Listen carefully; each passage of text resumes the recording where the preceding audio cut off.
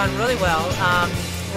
Our athletes came in ready to go. They've been motivated from last year's loss at the end of the season. It took us out of the conference title. Our tournament option as a champion and automatic qualifier to the national tournament. So they've been motivated by that since last year, and they came in ready to go. They're in great shape, and we've been pushing them hard, and they've been accepting it and responding well. Our only senior, Britlin Seek, is a 3-time first team all-conference and 2-time all-region honorable mention choice, and her teammates know that this is her last year, and they want to do and be very successful for her, but also knowing that, hey, this is our last opportunity to have her on our squad and have her help us out. It's kind of fun to see that camaraderie between all of them. The core of our group are juniors.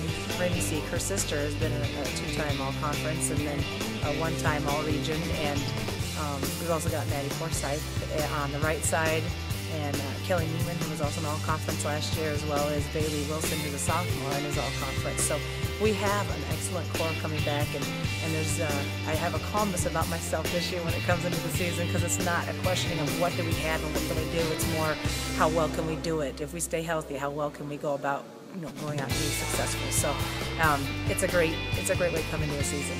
And this junior group is that core group, that same core group from their freshman year.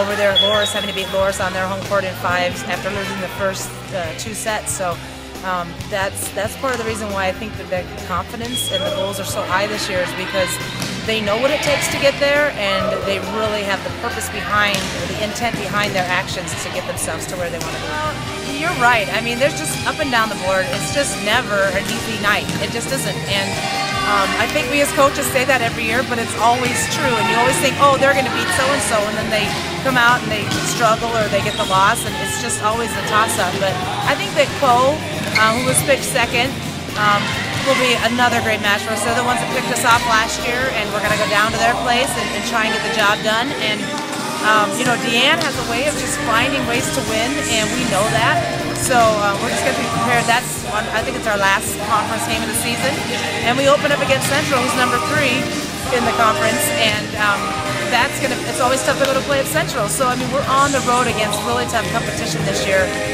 and again, it's going to come down to the preparation of our athletes and our coaches to make sure that we're ready to go every single time we step on the court. I think it's the best way to go. I mean, I wouldn't be a coach in Division III. I wouldn't have been an athlete in Division III if I didn't think that was the best way to go. And the balance of the academics with the athletics is so critical. I mean, they come to college to get a degree, not to come play volleyball. And I love that about what we're able to do and say, this isn't paying your way. You're here because of your academic abilities, and that's why we know you're here. So if you need to stay in lab longer, if you need to stay in class longer, you miss a little bit of practice or whatever it may be, that's okay. And I think that teaches them lifelong skills of putting the right things in the right places and making priorities where they should be. And again, I just think it's the best experience a college athlete can have.